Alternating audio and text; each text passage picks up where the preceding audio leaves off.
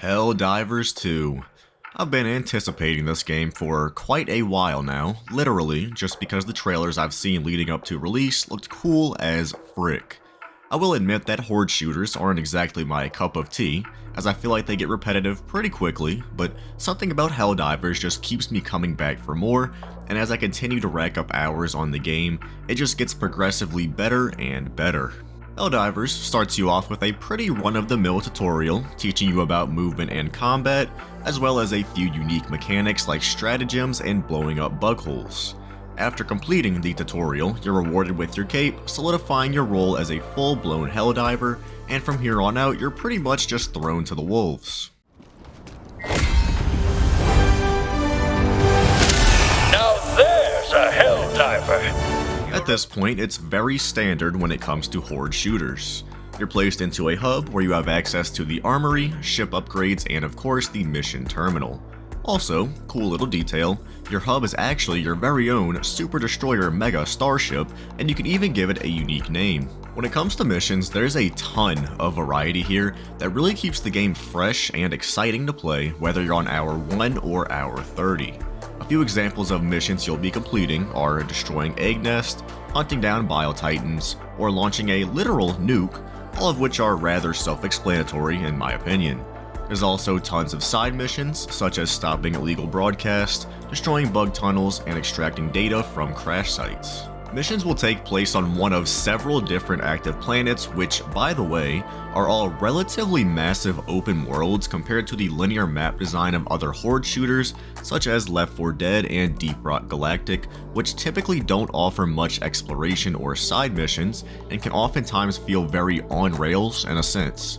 On these planets, you'll be fighting either killer robots or ravenous hordes of bugs. Something that greatly separates Helldivers 2 from the rest of the competition is a really unique mechanic where every single player is part of a global war in which you're fighting for total control over planets and star systems. As the war progresses, you'll unlock rewards as well as new planets to conquer. Each of these planets has their own unique environment and dynamically changing missions to complete, oftentimes even offering bonus rewards for completing multiple missions in one sector of the planet you're currently on.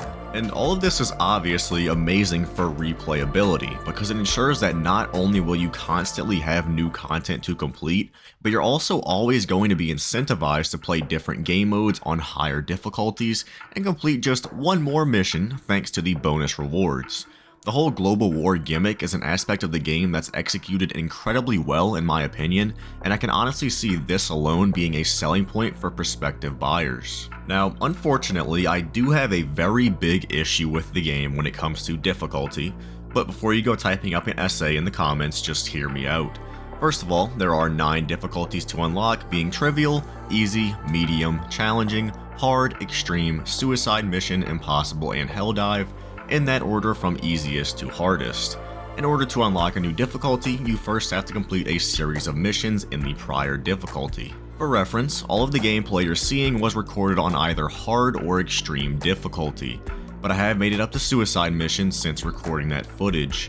And I want to say right off the bat that I am in no way, shape, or form against difficulty in video games at all.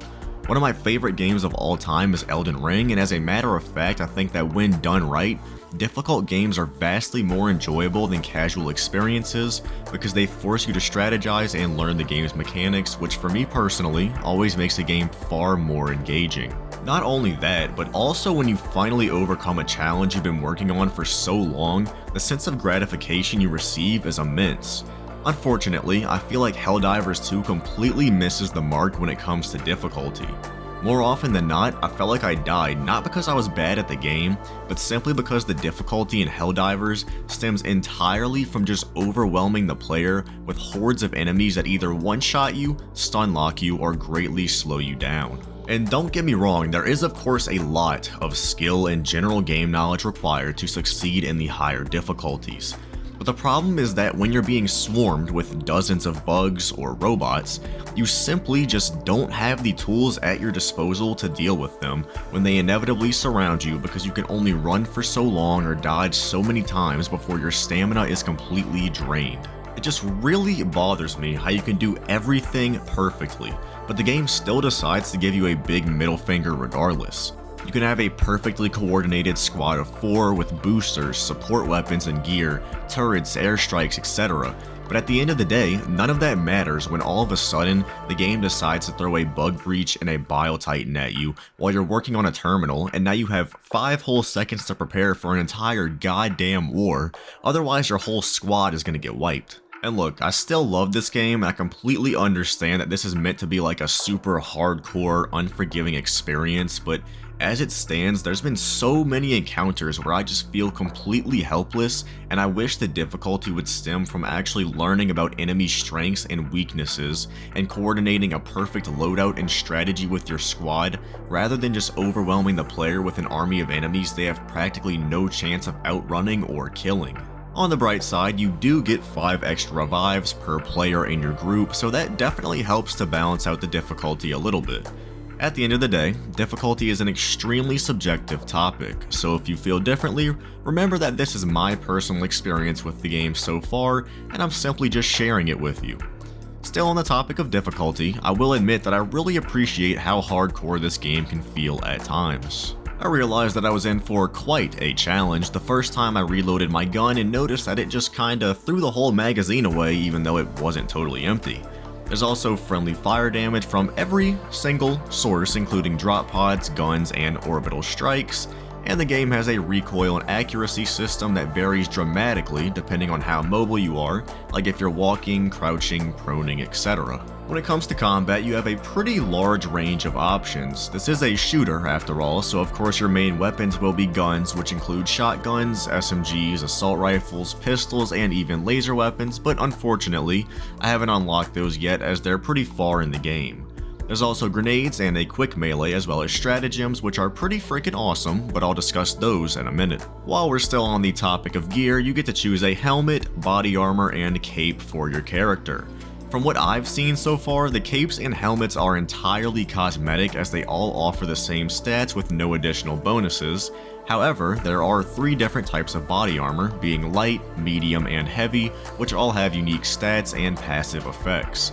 Also, you're able to change your character's body type, voice, emote, victory pose, player card, and title. Most of this gear is obtained through war bonds, which is pretty much this game's version of a battle pass, but thankfully it's definitely one of the least egregious ones I've ever seen, because the way it works is that each item in the pass costs a certain amount of medals, which are obtained entirely through completing missions. And once you spend enough medals, you unlock the next tier of gear. There is also a pass that does cost 1000 super credits, which is this game's premium currency, as well as an in-game store, but you can easily obtain a ton of credits from the free pass, and they're even farmable in-game, albeit very slowly. Back to stratagems, these are basically a mixture of deployable items that can include orbital strikes, strafing runs, a supply pack, a machine gun, a rocket launcher, turrets, etc. As you level up, you'll unlock new stratagems which can be purchased with cash, and you're able to mix and match up to 4 of them for every mission you play. Now what makes these really unique and different from kill streaks like in Call of Duty, for example, is the way that you call them in. Every single stratagem in the game has a unique code that you have to input on either your keyboard using W, A, S, and D, or your controller using the D-pad. For example, if I want to call in an orbital strike, I would simply just put in right, up on my D-pad and throw it where I want it. But some of them can get pretty complex, such as the supply pack, which is down, left, down, up, down, and you need to be able to input some of these codes in the heat of combat. I think this is an awesome system that makes deployables far more enjoyable to use because it's like a fun little mini game every time you call one in, and it also makes them extremely rewarding as well because there's no better feeling than when your squad gets wiped and you manage to successfully call for reinforcements in the heat of battle or drop a perfectly placed orbital strike right on top of a Bile Titan. Overall, Helldivers 2 is an incredible horde shooter filled with tons of high quality, unique content that greatly separates it from the rest of the competition. The combat feels amazing aside from some balance issues, graphics look great, and missions offer a very large amount of variety and replayability. If you're looking for a hardcore shooter with a nice little bit of challenge, I would highly recommend picking up Helldivers 2 immediately. Thanks for watching, goodbye.